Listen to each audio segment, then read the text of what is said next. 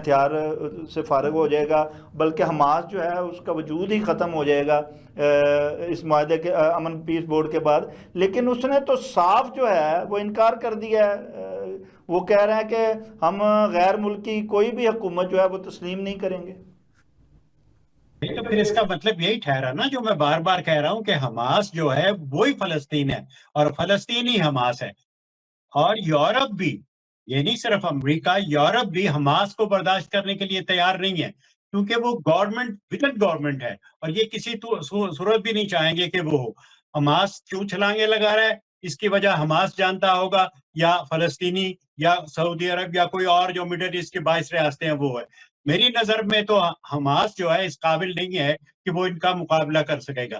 Hamas جو ہے سب سے زیادہ جو اس کا تھا منبع وہ ایران تھا، اور 9 جو ہے پروکسی وار میں ایران شامل تھا۔ اس لیے ایران چونکہ وڈرا کر لیا، اس لیے حماس جو ہے مجھے نہیں پتا کہ وہ سوائے ٹیررزم کے جسے بیسٹ ٹیررزم کہتا ہے کہ اور کیا کر سکے گا۔ ایک اس میں خبر یہ بھی ہے، یعنی حماس کے لیے بھی اور لوگوں کے لیے بھی، کہ نیٹو جو ہے اس نے فلسطین جانے سے انکار کر دیا، اس نے اس پیس کمیٹی کا حصہ بننے سے انکار کر دیا ہے جس میں پاکستان بھی شامل ہے۔ اس نے کہا ہم نہیں جا سکتے، ہمارے لیے یہ نہیں ہے۔ یہ دونوں طرف سے نیوز بنتی ہے، امریکہ کے لیے بھی جھٹکا ہے اور اس کے لیے بھی خوشخبری ہے